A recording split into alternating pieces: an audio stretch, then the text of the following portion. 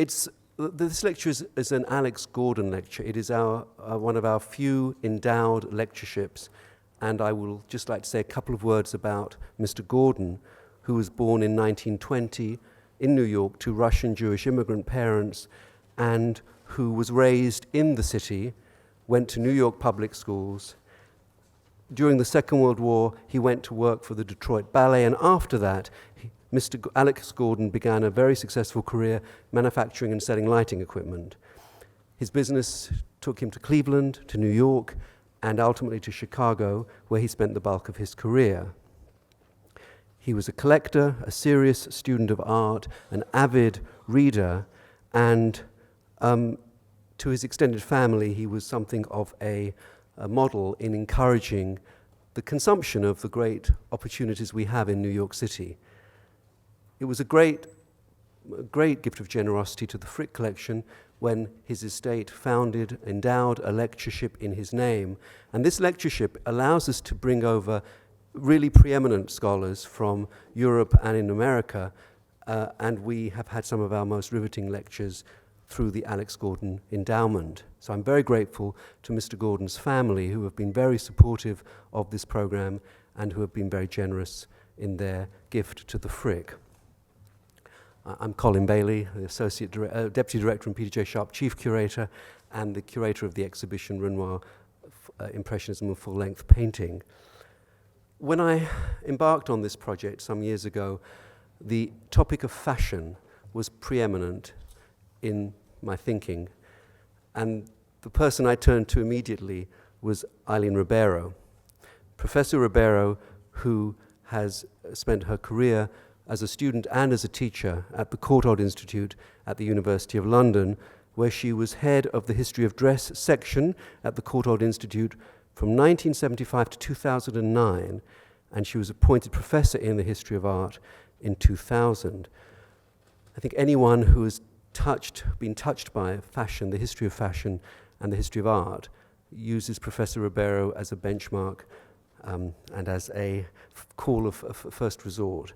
She has lectured widely in Britain, Europe, and North America, and she was our costume consultant and a co-author of the wonderful exhibition Whistler, Women and Fashion that Susan Galassi organized at the Frick Collection in 2003. Professor Ribeiro contributed several chapters to that book and was one of the guiding authors and curators of the show. She has worked on Renoir, written on Renoir and on Gainsborough, and she most recently is the author of Facing Beauty, Painted Women and Cosmetic Art, that has been brought out by Yale University Press this year. I would thank her. I thank her for her fondness for this institution. She has come and lectured before. I thank her deeply and deeply grateful for her support for this exhibition and for the catalogue. She's really extraordinarily generous in her knowledge. She's promised not to mention too many of my mistakes in the catalogue this evening. And I would invite you after the lecture. The exhibition will remain open and we will be able to toast Aileen Ribeiro in the reception that follows. So please welcome Professor Aileen Ribeiro.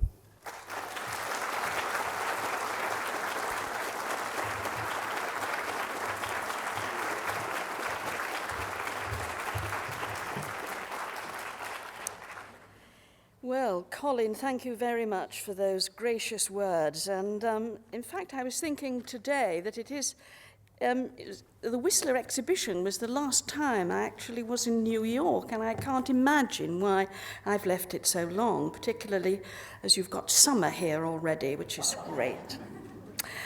Anyway, in this lecture, I want to look at the way in which Renoir depicts what people wore in his paintings of the 1870s and 1880s, and what such images, particularly of women, tell us about the part played by fashion in La Vie Modern of late 19th century Paris. Well, why women? And my thesis, I suppose, is that without the constant changes in dress created by the dynamic of fashion and its wider availability due to the technological developments of industrialization, there would be no Impressionist art. Okay, this is a gross exaggeration, but in France, a country where the impact of haute couture trickled down the social strata, where Haussmann's vision of a modern Paris with wide new boulevards and public parks incorporated new opportunities for feminine display, fashion and art were closely linked. By which I mean art for art's sake and the relish of fashion for its own sake.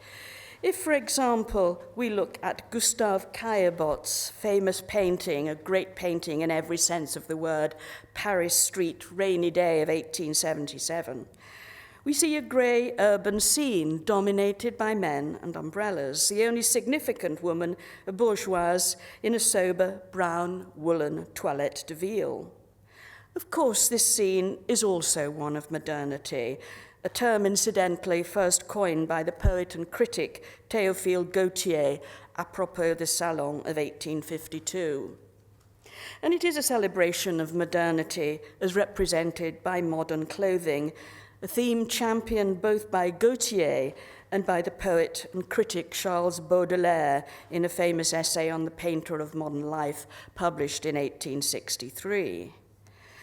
But while Baudelaire praises the dark, egalitarian uniformity and heroism of menswear of the kind that we see here, when it came to women's dress, it was light, floating, ethereal costumes, especially evening gowns, that he preferred.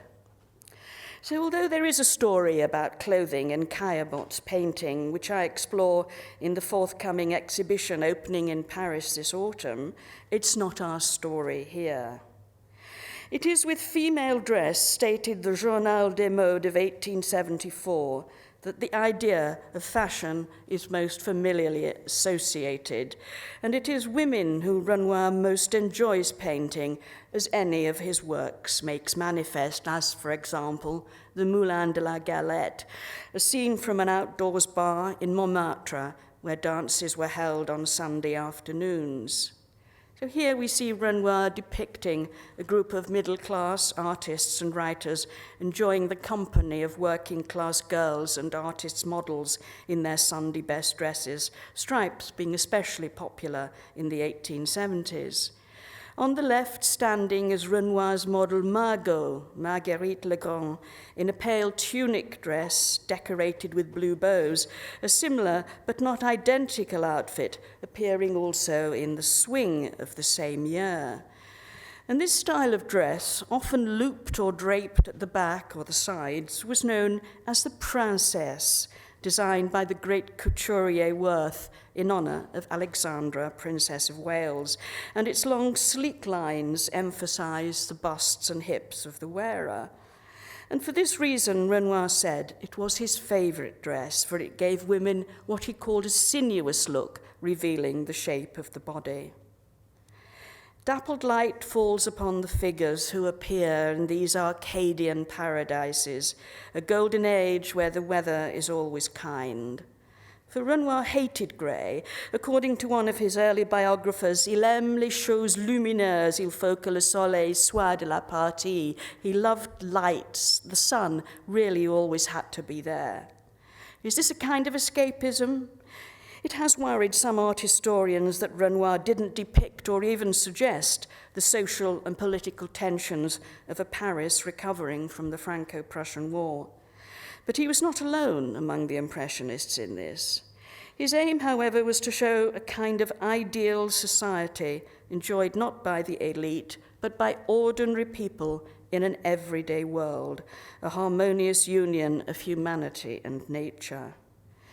This pleasure, in pleasing, links Renoir to such artists of the 18th century as Watteau and Boucher, whose works he'd learnt to love in his early years as a painter of 18th century scenes on porcelain and on fans. The inspiration of Watteau, and I show you a drawing of 1718 of a reclining woman in a silk robe de chambre, can be seen in Renoir's portrait of Camille Dancieux, Madame Monet, of about 1874, in a light woolen, blue paisley-patterned robe de chambre. The touch of Orientalism, the paisley pattern derives from India, is also very much in keeping with the 18th century. For from the mid-19th century, from the Second Empire onwards, fashion itself reprised and reinvented dress styles and fabric designs from the Ancien Regime. You can see the stripes, for example, in the Watteau, which appear over and over again in Renoir's painting. One particular style popular in the 1770s and 1780s, which involved draping of an overskirt into various rounded puffs of fabric, was known as a Polonaise, and it's what we see in Renoir's La Promenade, very much, I think, in the mood of a Watteau fête galante or fête champêtre, where the woman's stylish white muslin dress is pulled up at the back by blue ribbons to form an embryonic form of the bustle, an effect we see in an extant dress of the same period. What precisely was Renoir's interest in fashion? The fact that his father was a tailor and his mother a dressmaker may have predisposed him to have an interest in clothes, and we know from contemporary accounts how he took trouble to find the right outfits and accessories for his models to wear, being told he was especially enamored of hats. In 1879, he asked Marguerite Charpentier, who had persuaded her husband to start the magazine La Vie Modern that year, of which more later, to include a picture of the fashion of the week, whether hats or gowns, etc., and he offered to go to the relevant shops and draw the items chosen. Renoir claimed, and I think quite rightly, that this would have attracted female readership, but sadly for us, the project was not realized. It would have been interesting to see what these designs might have looked like. For Renoir didn't, I think, have the dispassionate detachment regarding female fashion that we see in the paintings of Manet, nor the precision of Monet in, for example, the Femmes au Jardin, the Women in the Garden of 1867, where Camille Dancieux, Monet's mistress and later wife, models all the dresses, predominantly white cotton ensembles, as though in a fashion plate. And we do know that Monet used fashion plates in his work. So this is high fashion that we see here. Monet may have been inspired, as I say, by fashion plates in this depiction. He may have borrowed such dresses of the kind that I show you next at the top, and they are themselves very much in line with the fashions designed by Worth in the later 1860s. Here in the Monet, I think we see both the idea of fashion and its realization. Here we see chic, a word used slightingly by Baudelaire in 1846, but made fashionable by Worth in the 1860s to describe a sense of stylishness, a particular and impromptu elegance in the way an outfit was worn. Renoir rarely has chic, because he isn't distant from fashion, but nor do I think a sense of chic was important to him, for his concern lay more with fashion interpreted in everyday life, for the diversity of styles, for what he loved as the irregularity of beauty and fashion. In Renoir's work, there's always a consciousness of the female body and how clothes related to it. At times, indeed, his paintings of dress are puzzling and not always easy to read. In La Loge, the theatre box, for example, modelled by Nini Lopez and Renoir's brother Edmond, it's hard to decipher precisely the details and fabrics of the wondrous gauzy black and white toilette which Nini wears, except that I think the style is probably that of a Polonaise. Indeed, Renoir may very well have used fashion plates, such as the one that I show you from La Mode Illustrée, as an inspiration to design the outfit on the canvas. He may have bought or rented or borrowed the clothing. But we are equally engaged here with Nini's cosmetics, her blanc de perle face paint, her reddened lips and penciled eyebrows. She might indeed be the representation of Baudelaire's eulogy of makeup in his essay on the painter of modern life. Makeup, dress, jewelry, forming what he called a general harmony, and this, I think, is surely achieved in Renoir's paintings.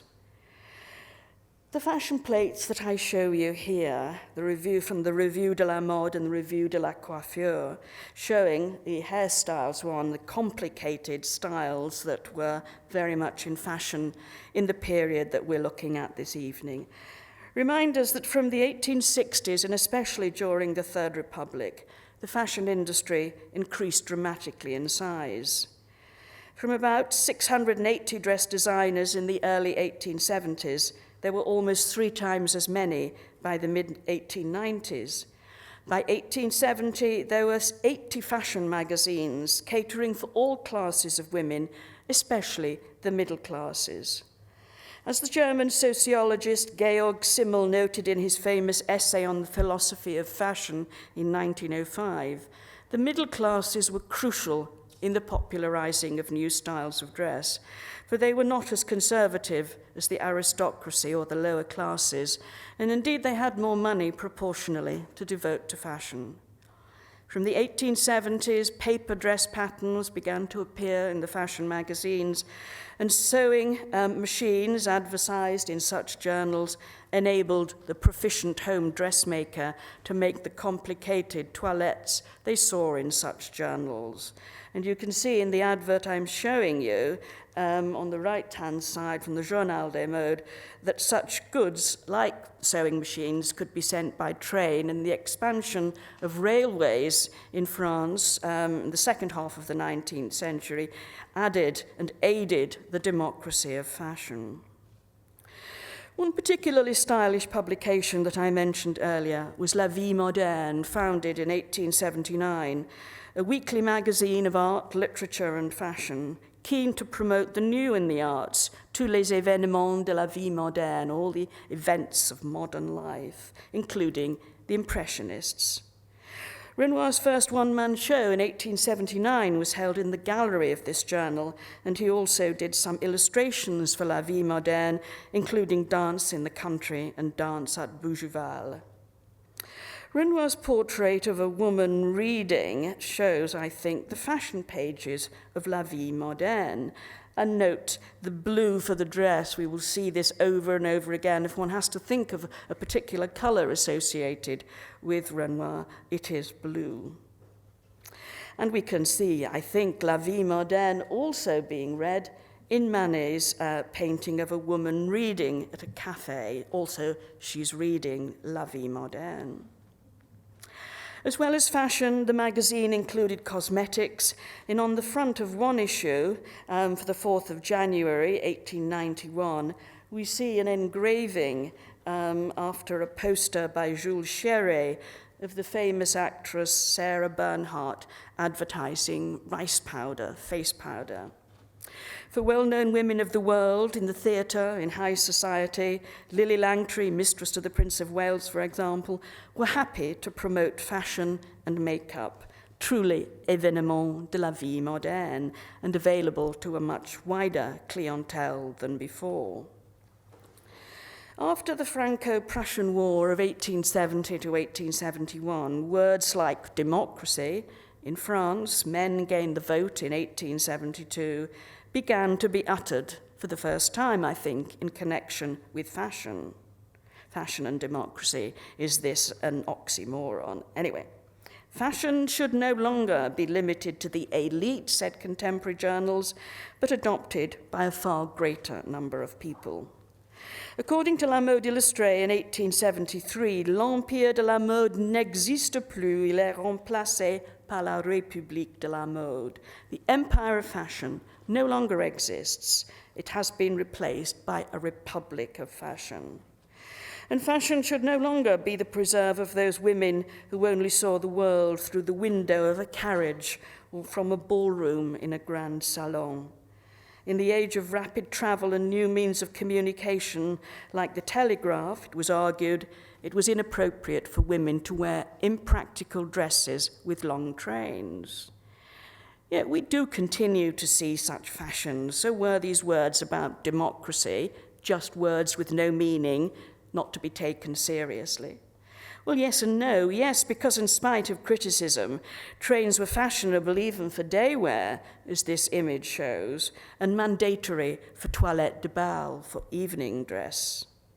No, because if we see the future in relatively inexpensive ready-to-wear clothes available to a wide section of the female population, then these images, posters for ready-made summer clothes of about 1880, suggest the appearance of at least an embryonic form of fashion democracy. Philippe Perrault, in his seminal work, Fashioning the Bourgeoisie, states that by 1866 there were 420 businesses specializing in ready-made clothing, turning over 100 million francs.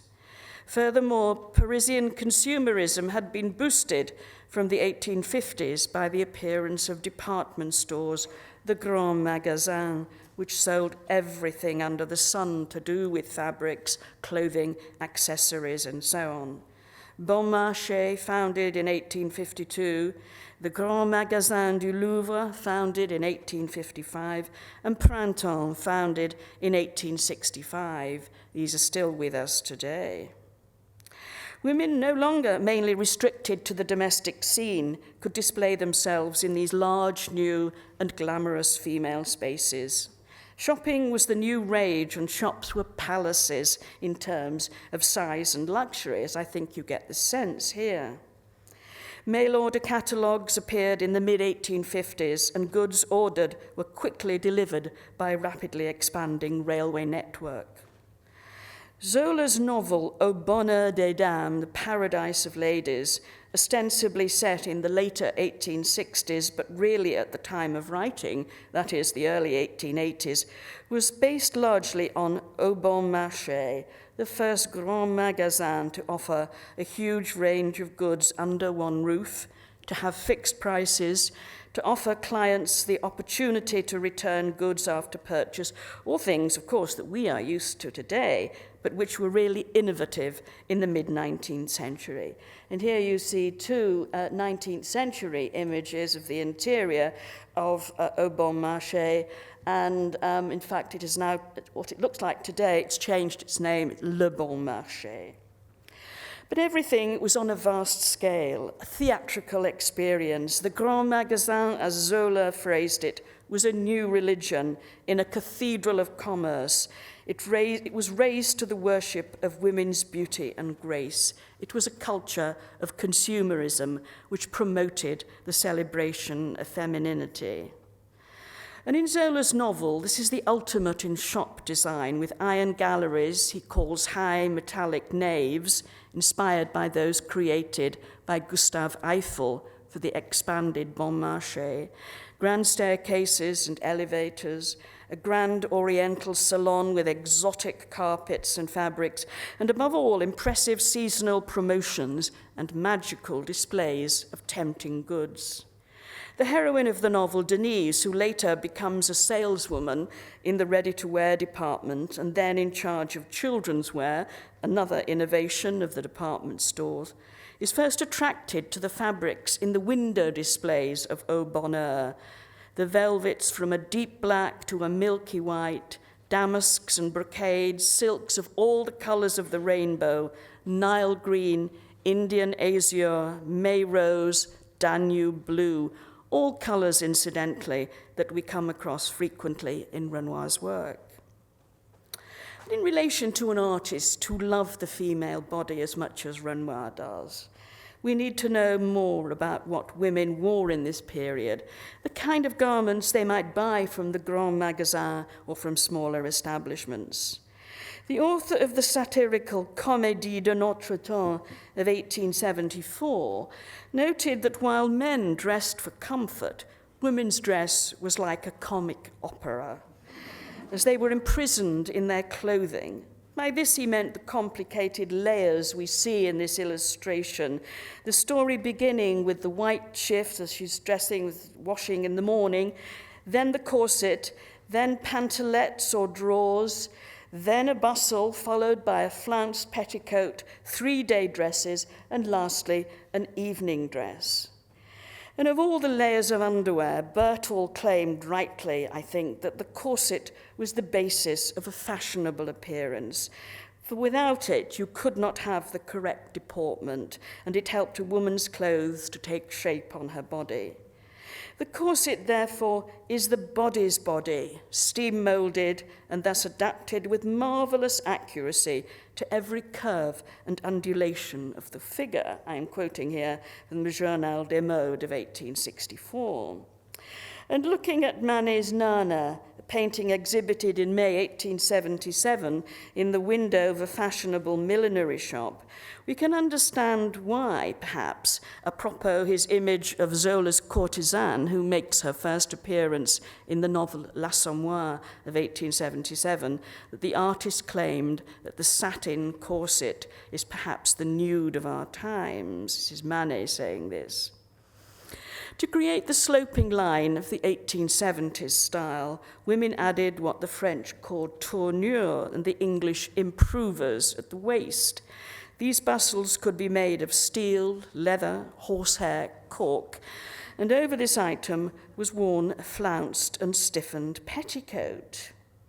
So what a lot of clothing these women are dragging around with them. And so it is worth remembering this when contemplating our paintings by Renoir, or indeed any artist of the period. Only when women had got themselves dressed up in all these layers of underwear could la robe, the dress, be chosen, what Courtauld describes as the facade of the edifice after the architecture of the underwear. So here in another illustration, you can see a series of outfits for the different social functions of the day, all very complex, very elaborate. The art critic Charles Blanc, in his book L'art dans la parure et dans le vêtement, Art in Ornament and Dress of 1875, admired the pleasure the eye derives from variety in women's dress, the harmony of the colours chosen. He illustrates in his book, which is a really crucial book in the link between art and fashion in the 1870s, he illustrates a number of examples of what he thinks of perfect artistic toilettes. He loves the harmony of the colours that women can choose for their dress, and he generally praises fashionable women who are, he states, artists par excellence in their dress. And this is one of the examples I'm showing you here. Jean Renoir claimed that his father was annoyed by women's slavish devotion to fashion, their tight corsets, high heels, layers of petticoats, and their complex, often false hairstyles. Yet artists are often contradictory in their comments. And how far was Renoir mouthing the conventional platitudes by artists about female fashion which resound down the ages? When, for example, Renoir painted a portrait or a fashionable type, the complicated toilettes and the understructures which we've just looked at were essential to their depiction, as we can see in La Parisienne, exhibited in the first Impressionist exhibition of 1874. Here we see a formal day dress, a toilette de ville of blue silk, modelled by the vaudeville actress Henriette Henriot, which I show you next to a contemporary outfit in a similar style. The day dress, incidentally, was thought to be the kind of dress that was most representative of modern Paris. Cézanne claimed that Renoir had painted the woman of Paris, and some writers have in fact seen in his painting a chic Parisienne, a national stereotype. But my view, as I've said earlier in this lecture, is that Renoir really doesn't do chic. I think the outfit overwhelms the figure to create a stilted fashion plate effect, and that there isn't the Baudelairean notion of harmony that I mentioned earlier in the tout ensemble. Manet remarked in 1880 how difficult it was, quote, to place a figure alone on a canvas and to concentrate all the interest on this single and universal figure and still keep it living and real.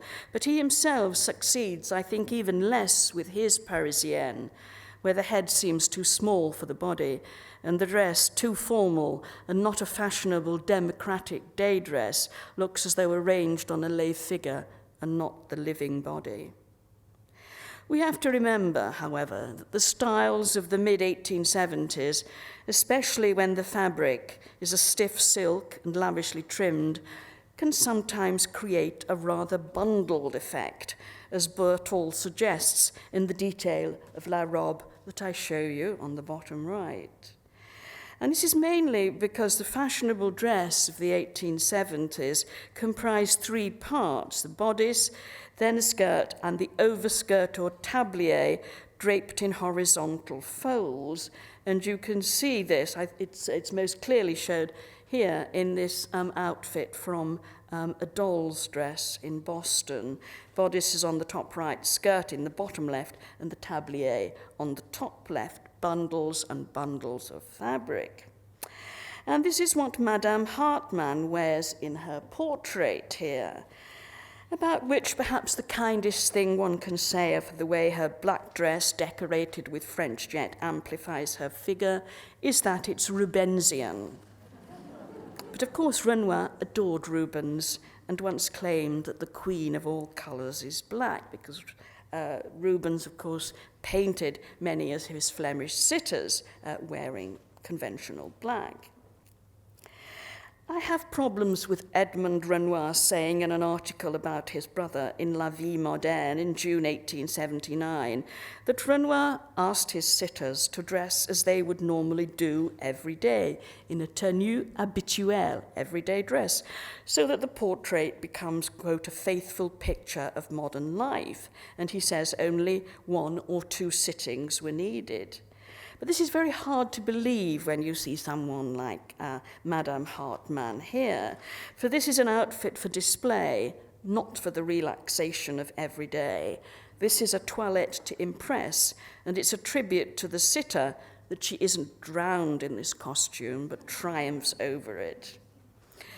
By 1876, this rather clumsy silhouette had vanished, and the fashion magazines were stressing the new sheath line promoted by Worth, which comprised a smooth, sleek cuirasse bodice. The term comes from the smoothness and sleekness of armour, which emphasized bust and hips, and a tubular skirt draped tightly around the legs, necessitating, incidentally, a reduction in the amount of underwear worn. It was harder to walk in such a skirt, so the wearer glides along as if moved by springs, according to the Journal des Modes in 1876. And here we see 2 more examples of Worth's new sheath line that you can see here. Jeanne Saint-Marie, possibly the model in Renoir's The Spring, wears an evening gown in this very latest style, very pale pinkish cream, light, soft silk chiffon with a finely pleated hem and silk evening gloves. Can this dress be by Worth? It is so well-fitting, and Worth was famous for his fit. And the skirt is puffed and frilled as only Worth can puff and frill, without making the trimming look over much, according to the Journal des Modes of April 1876.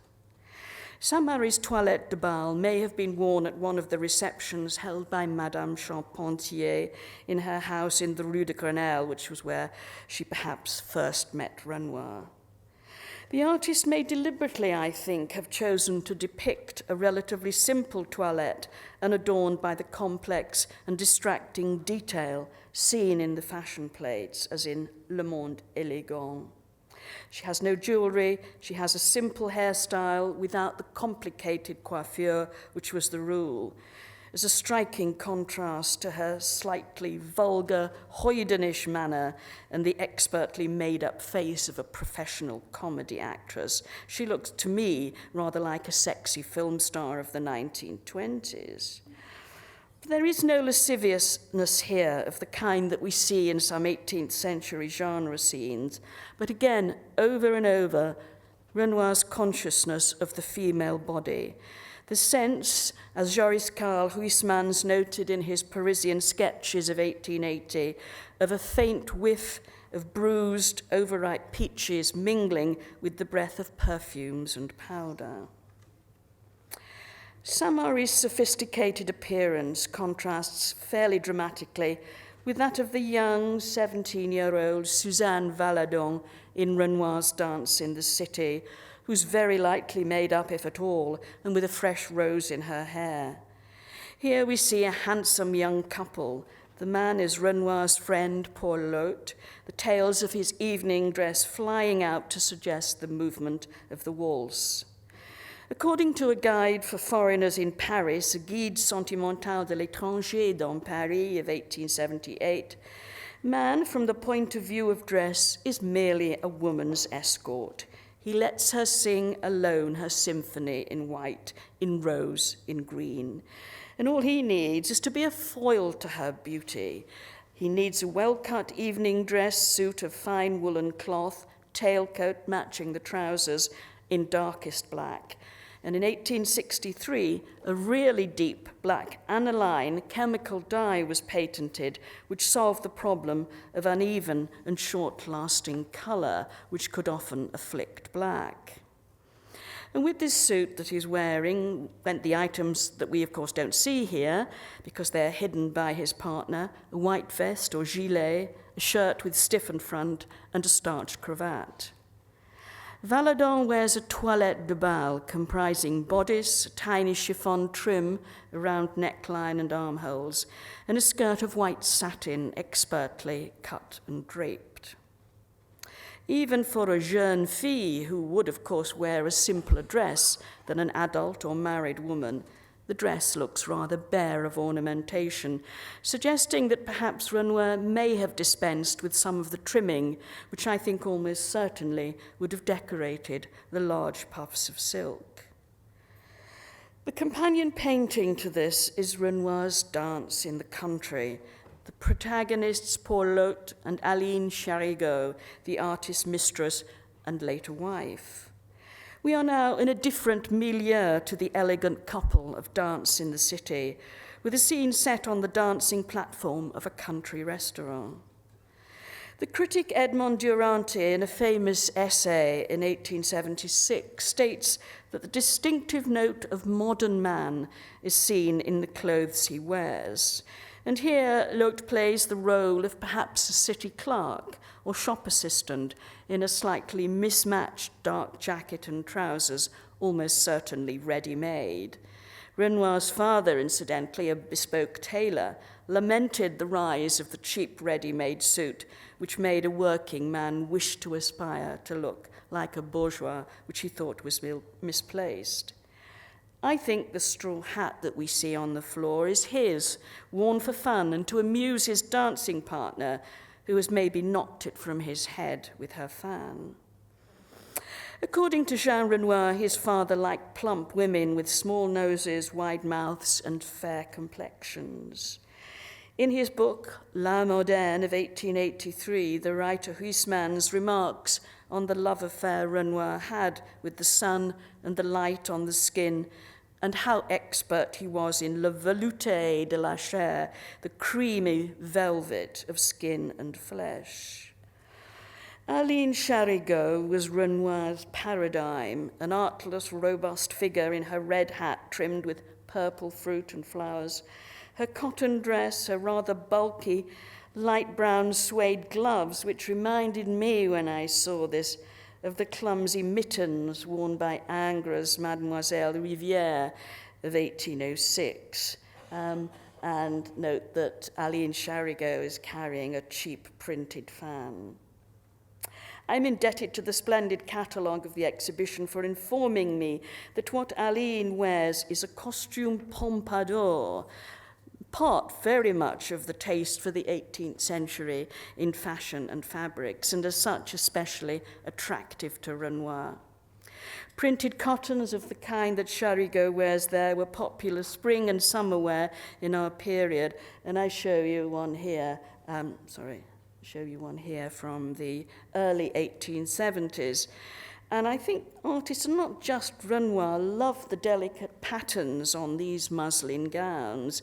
In Renoir's painting, the dress has small rosebuds. Sorry, this is the jet lag kicking in here. And I think that these beautiful printed patterns created variety in dress and were just as appealing, perhaps even more so, to an artist than the actual shape and line of the fashions themselves. A similar style of dress, again of light printed cotton, can be seen in this detail from Renoir's painting of the Bérard family, the Children's Afternoon at Vagamont, the younger girl in a sailor suit holding a doll at her sister's knee. The third of Renoir's 1883 dance paintings, the dance at Bougival, the name of a village on the River Seine a few miles west of Paris, depicts a boatman who I think may be Paul Lotte, given by the artists a lighter brown beard, with a woman who may be a composite of Suzanne Valadon and Aileen Ribeiro. The demotic nature of the clothing worn by the male dancer is clear. The blue knitted sweater, the shirt is barely visible. The jacket and trousers which don't match. The sturdy shoes reinforced with metal because he is a working man, he's a canotier or boatman. His partner, Suzanne Aileen, wears the latter's hat, a chapeau niniche, as she wore in the dance in the country. The purple plums and flowers are more clearly shown here. The pale pink cotton dress edged with what we call rick-rack braid, little red braid. I'm not quite sure what Americans call it, but rick-rack braid, decorative braid here. Is less constricting, I think, this dress than Charigo's printed dress, allowing for easier movement, more vigorous dancing, a sense of earthiness of nature, a more overtly sexual encounter as being narrated here. There are no touches of gentility, no gloves, no fan. I wonder about the small bunch of violets by the dancer's feet. Do they belong to her or to the woman seated on the left in the blue jacket and striped skirt? Incidentally, the department store Printemps handed out small bunches of violets to all the female customers on the first day of spring. Could they have come from Printemps? Blues and greens often figure in Renoir's work. They complement his love of the outdoors, the Russe in Aubais, countryside in the city, of the parks in Paris, both old, the former royal gardens, and those newly created by Haussmann. They were popular theatres of display.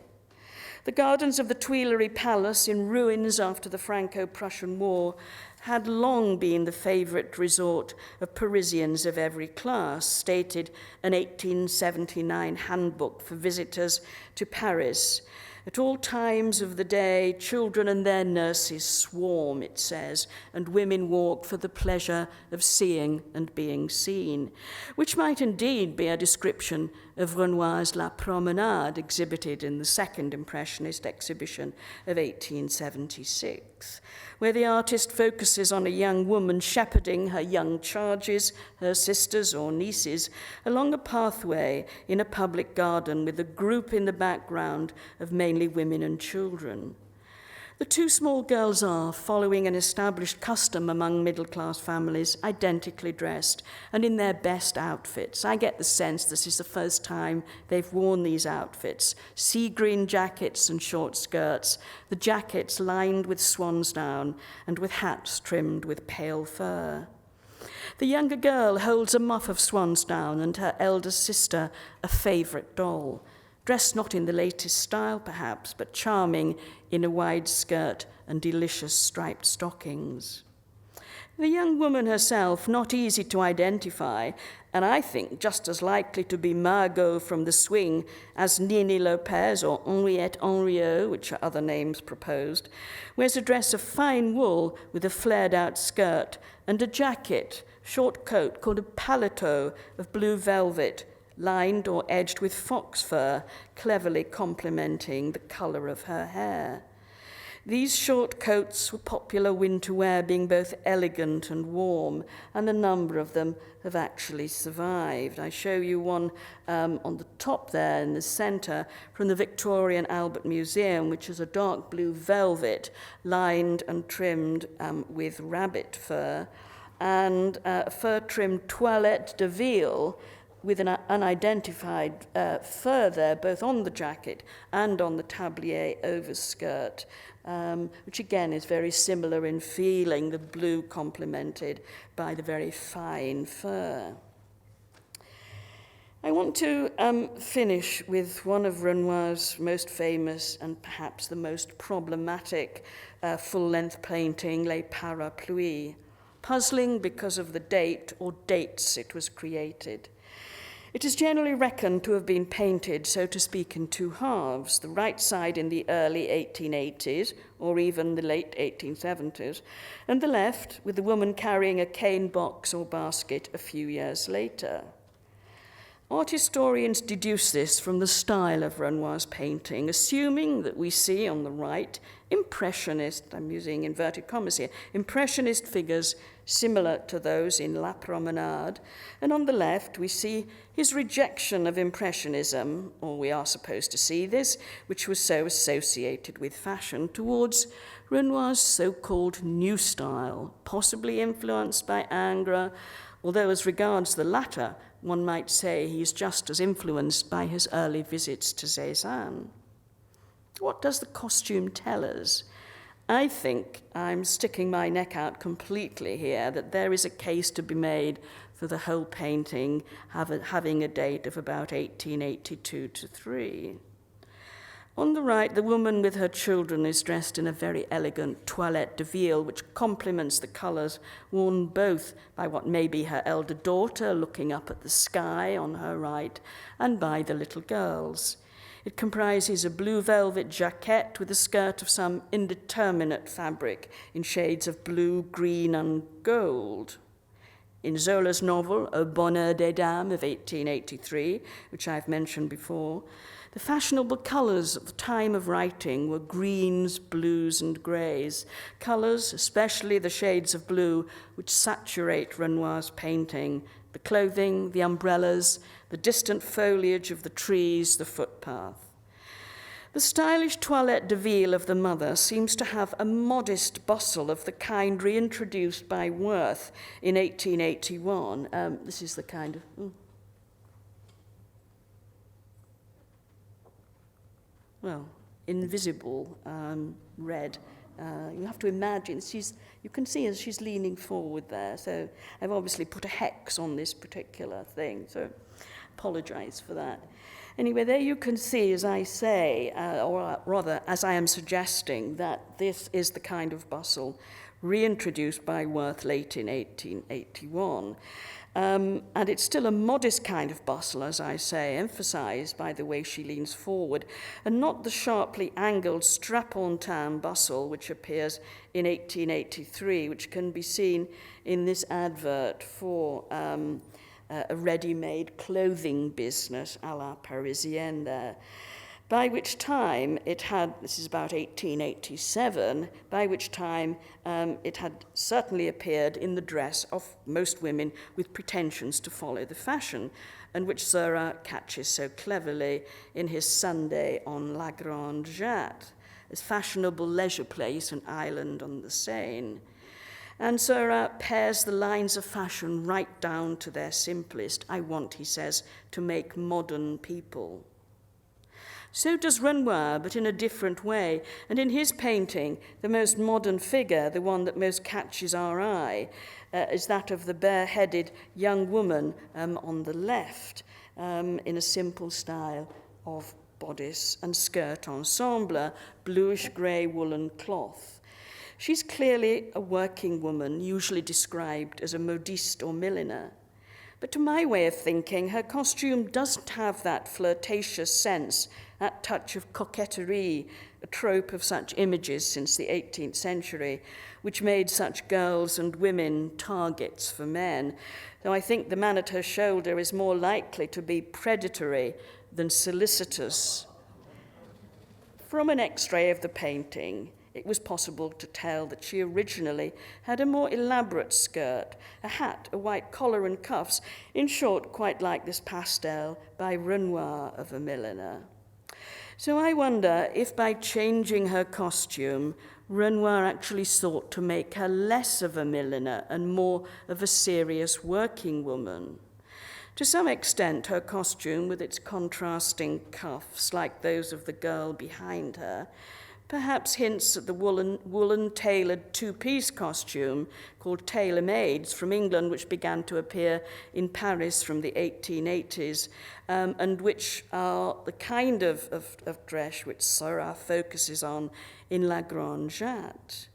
But this costume, I think, doesn't have the severe tailored lines of the true tailor-made.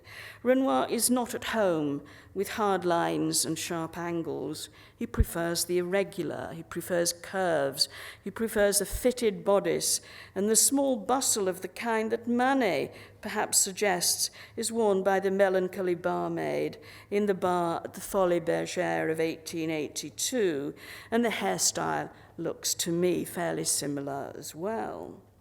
Well, we all play these games, but they don't really matter, I suppose, when we look at the wonderful painting itself. When in the spring of 1876, the young Henry James visited the second Impressionist exhibition in Paris, he was rather puzzled by what he saw as too much realism, not enough beauty. But he was perceptive enough to note that while the artist aims for the actual, how a thing happens to look at a particular moment, the idea of the beautiful, he says, will come in its own time, at its own pleasure. And that seems to me to be an accurate appraisal of Impressionist painting, including that of Renoir. Above all, Renoir wished to be judged on his portraits of women. And in his art, especially of the 1870s and 1880s, they were inseparable from what they wore. It is true, I think, that he lacks the profound analysis of character and clothing that we see in Degas and Manet. I believe, says Renoir, without seeking to understand. We might add that he had, above all, the art of pleasing, as the Goncourt brothers defined the aim of the Rococo painters, which Renoir loved so much. When in May 1945, a selection of masterpieces was brought to the National Gallery in London from Wales, where they'd been hidden during the war, among them was Renoir's Les Parapluies, the subject of an essay by Clive Bell. The last two sentences of this essay, which can apply to all Renoir's work of the 1870s and 1880s, say, Renoir painted nothing that he did not see, only he saw things through Renoir's eyes. There begins the mystery of art, and there criticism ends. Thank you very much.